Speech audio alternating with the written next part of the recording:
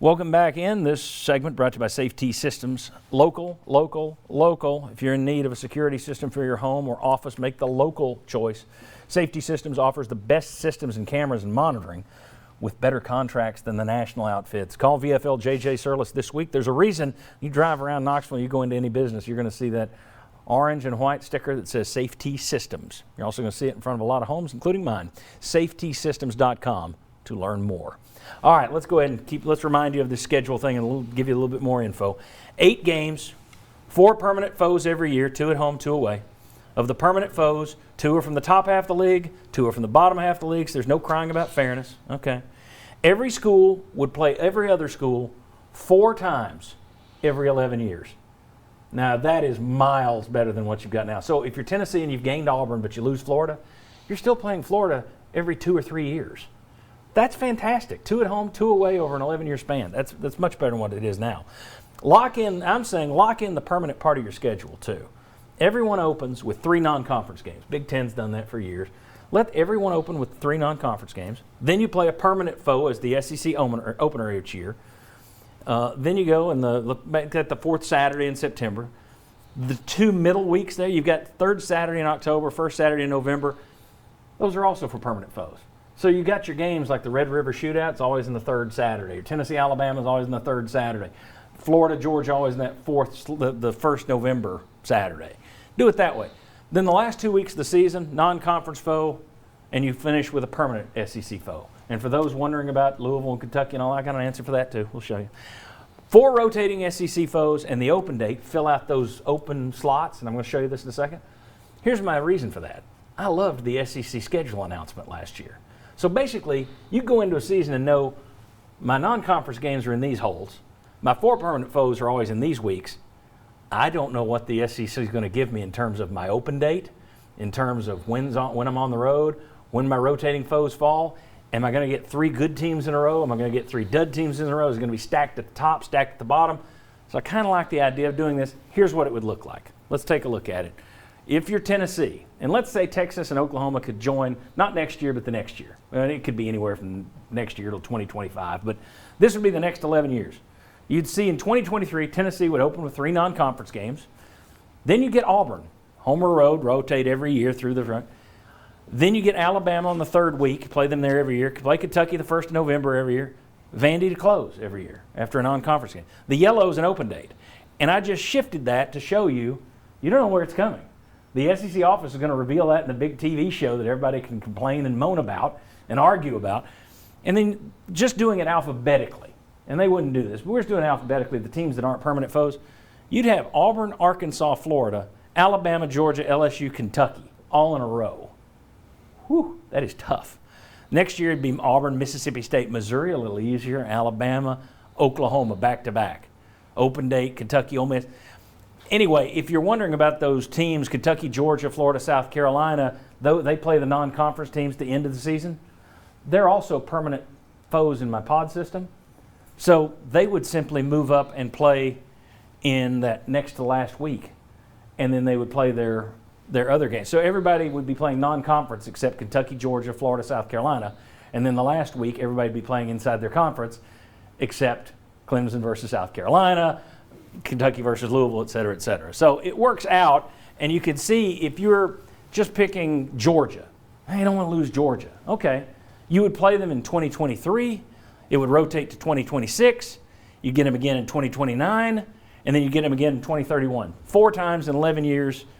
It's not like you're really losing them. It's every 2 or 3 years you got them. So that's kind of going back to what it used to be with Georgia and Florida. Yeah. More so. You played them even more rarely. So anyway, that's I think if you dump divisions and pods, it opens up the possibility to stay with 8 SEC games, but create more rotation and save. That plan kept 13 of the 15 oldest rivalries in the league alive. That plan allowed every school to keep 3 of their 6 most played games alive. I don't know that there are other ways to do it, and obviously you can get computers to fill in different foes here and there, but I think that's the best plan in terms of making it feel like a league rather than some 16-team behemoth. The loose confederation. I don't know. Do you guys agree, disagree? It's all right to say, I don't like that. I want pods or I want divisions. Where are you? No, I like it. I don't think Texas will go for it, so that kills it right off the bat. No, I'm with it. I think you look at pods, you look at division, and you ask the question, why? Why do you need divisions? Why do you need pods? Yeah. There's not a good answer to that question. Like, if you keep those permanent rivals, you're going to develop those rivalries over time. And I think an SEC, a 16 team without divisions is fine. And I think the number one thing that they've got to do as they expand is find ways to see teams more often. And I think your plan accomplishes that. I will say this, that plan, because it lumps everybody together, because it relies on rankings especially, it raises the bar for what it would take just to get to a championship game. And 16 teams will anyway, but if you're a Tennessee fan looking at that, that is a daunting task. Hold on to that. To get to a championship game, because you're not, now there's a path to, okay, 10-2 might get you there some years. That's not happening in this format, so that's a big difference there. Yeah, but you would get everybody's saying, yeah, but with this, they get 6 teams in the playoffs. Yeah. If you got a 12-team play, I don't see that happening. That's the talk. No. That the SEC would get half the playoff teams. I have a feeling that somebody would still say, I like the ACC's 10-2 better than this SEC 9-3. But at any rate, I just think that the key, if you do the pods and divisions, you're creating handcuffs for yourself that lock out old rivals for no reason, because you can do this and pick your teams and send whoever you want, whatever policy you want. Go with, just let the rankings be your tiebreaker. Just go with overall record, whatever you want to do. But that keeps more rivalries alive, and it also keeps you seeing your opponents more, your other conference mates. I think it's a great plan. Be interesting to see the reaction between the old timers like me and the younger Tennessee fans, because I love having Alabama on there, like having Auburn back. Auburn was your annual rival for You so open long. the SEC, yeah. And if every you look year. back at Tennessee's history back through about 1969, how many times did Alabama or Auburn cost you from being just really good to maybe being great? So I like having Auburn back on there. How would the younger set feel who have grown up with Georgia and Florida as being those big rivals? The same way we felt when they took Auburn away and gave us Florida and Georgia that they hadn't played. And I think it's fine. Everybody's going to have to give a little bit of something in this. And the interesting thing, you've got, everybody has to give up something, but this is the best way to keep everybody gaining something. Tennessee, in case you're wondering, has played Auburn 54 times in history. They've played Florida and Georgia 50 times each. So you've still played Auburn more than you've ever played Florida and Georgia. And that's playing Florida and Georgia every year since what, 1992? Yeah, it was like 50-30. Yeah. Back then. I just think one thing fans have to come to terms with that I'm not sure the casual fan has picked up quite yet is that in the last 6 months, college football is it's a fundamentally different sport. Oh, a million yeah, different ways yeah. between playoff expansion, NIL, transfer portal. Fearmonger.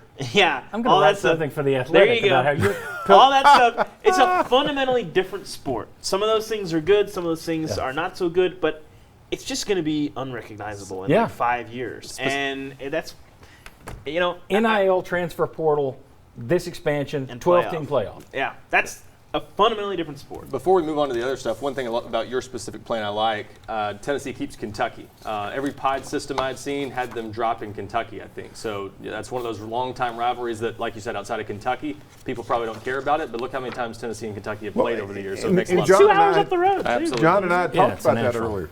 Just because you don't look at it as a rivalry, Tennessee is Kentucky's biggest rival. That's Tennessee's oldest rival. If you had a Played them trophy, if you have a 116 trophy years. in the game, you should consider it. Well, they should bring the trophy back. Yeah, Yes, I agree. absolutely. I agree.